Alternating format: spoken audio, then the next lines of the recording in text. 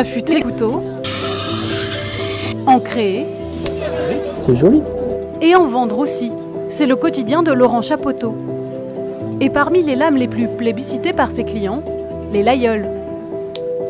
La petite abeille, c'est vraiment caractéristique du Laïol. Puis la forme, quoi, qui est une lame avec une petite escroissance sur le dessus et un petit manche un petit peu courbé. Dans le Nord-Aveyron, le village de Laïol. C'est ici que le célèbre ustensile a été inventé il y a près de 2 siècles. Franck est plus artiste qu'artisan. Ses journées, il les passe à dompter l'acier. Ce jour-là, il prépare une commande. Un client veut une lame ornée d'étoiles. C'est aussi l'acier qui fait un petit peu ce qu'il veut. Après, on a des motifs qu'on arrive à faire, mais on sait que la lame ne sera jamais la même. En tout, il faudra 2 jours de travail à Franck pour achever ses lames. Le couteau sera vendu 500 € environ. Là où les classiques partent à 140 €, les plus rares peuvent s'envoler à près de 3000 €. Ce sont des couteaux de collection qui sont tous des pièces uniques. On a de la molaire de mammouth, on a une mitre en météorite, et on peut avoir aussi une abeille en or avec des incrustés de diamants. Rien à voir avec les Laïol fabriqués en Asie qui inondent nos marchés, au grand regret d'Honoré Durand. Quand il y a marqué Made in China sur le couteau, ils pensent qu'on a délocalisé la fabrication en Chine, ce qui n'est pas du tout le cas. Et ça dévalorise le produit, on vend de moins en moins de couteaux parce que le consommateur ne s'y retrouve pas. Il a peur de se faire arnaquer dès qu'il achète un couteau dit de Laïol.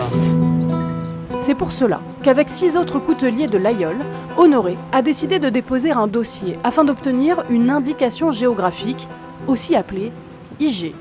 Dans le cahier des charges, en fait, il y a des éléments qui sont importants, c'est la lame par exemple. Attribué par l'Institut national de la propriété industrielle, ce label créé en 2014 par la loi Hamon doit permettre aux consommateurs de s'assurer de la provenance d'une marchandise. Ici, on marquerait IG couteau de Laïol, au moins c'est clair. Si cette IG était délivrée, seuls les fabricants situés dans un rayon de 20 km autour du village de Laïol pourraient utiliser ce logo. Copier celui-ci relèverait du pénal. En tout, 12 indications géographiques ont déjà été homologuées. Parmi elles, la porcelaine de Limoges, la pierre de Bourgogne, les tapisseries d'Aubusson ou les sièges de l'IFOL. Au-delà de protéger les savoir-faire locaux, l'IG offre aussi une visibilité nationale, voire internationale, avec des retombées économiques non négligeables. La filière des grenats de Perpignan a ainsi vu son chiffre d'affaires doubler depuis qu'elle a obtenu le label. Et ça, les couteliers de Laïol l'ont bien compris, tout comme le maire. Bonjour. Si l'édile aime rappeler que pour les habitants, ce couteau est bien plus qu'un outil, On l'offrait à tout jeune du village à partir de 14 ans. Voilà, et donc c'était un signe fort ça. À 14 ans tu es un homme, donc on te donne un couteau. il a surtout bien conscience que cette fierté locale dope l'économie de ce petit village de 1300 âmes. On peut pas faire un pas dans l'Aïol sans croiser une coutellerie. Hein. Vous voyez, mais on n'a pas que ça quand même. Hein, voilà. Hors pandémie, l'Aïol est l'un des sites touristiques les plus visités de la région Occitanie, attirant autant de visiteurs qu'Airbus, et obtenir l'IG permettrait d'attirer encore plus de monde. Mais dans l'affaire, une autre ville se sent lésée.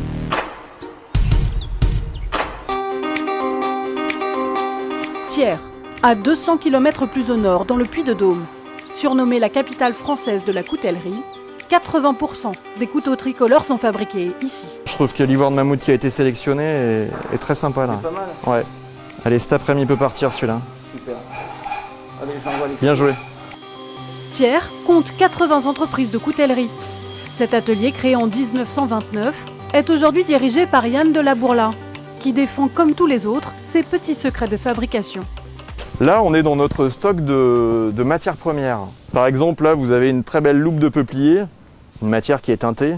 Alors, je ne peux pas vous dire où je les achète, bien évidemment. Aujourd'hui, en effet, pas besoin d'être basé à Laïol pour fabriquer des Laïol, et cela fait plus de 150 ans que Thiers en fabrique. Les liens entre les deux villes sont d'ailleurs très forts. Nous, on vend nos produits à la Guiole. Il y a beaucoup de coutelleries, et même quasiment toutes, à la Guiole, qui se fournissent ici à Thiers, que ce soit en matières premières, en pièces détachées ou même en produits finis. Mais si l'IG était attribué à Laïol, Thiers perdrait le droit d'utiliser cette appellation. Une catastrophe. Puisque la Guiole représente aujourd'hui quasiment 50% de notre production. Alors Yann a décidé de contre-attaquer. Allez-y, rentrez. Jean-Michel, bonjour. Avec une quarantaine d'autres artisans du bassin thiernois, ils ont décidé de déposer une autre demande d'IG. Installez-vous. Une indication géographique bien particulière cette fois-ci, car située à cheval sur Thiers et sur l'Ailleul. On n'oppose aucune production les unes aux autres, c'est un tout. Il est tout à fait désastreux pour l'image du Laguiole que quand vous allez acheter un couteau à Laguiole, vous passiez d'un magasin à un autre en vous entendant toujours dire celui d'à côté c'est un faux. Pourquoi ? Parce qu'un va dire il est fait à Thiers ou il est partiellement fait à Thiers, moi je l'ai fait chez moi, alors que tous travaillent avec Thiers. Pour constituer leur dossier, ils sont en train de récolter des éléments pour prouver qu'eux aussi méritent de bénéficier du label. J'ai un ancien qui m'a amené un paquet de factures en disant voilà, moi j'ai travaillé de 1991 à 2003, voilà les factures des Laguiolais pour qui je travaillais. Leur dossier doit être déposé courant avril. À l'Institut national de la propriété industrielle, on semble bien embêté par cette compétition franco-française. Dans un marché mondial qui est de plus en plus confus et l'essor du commerce sur Internet où il n'y a strictement aucune garantie et où seule la loi de la jungle s'applique. Donc le but du jeu c'est de fédérer nos producteurs et pas de créer des querelles de clochers entre eux. Les 2 candidatures vont être examinées par l'INPI. Il faudra ensuite compter 9 à 16 mois pour connaître la décision finale.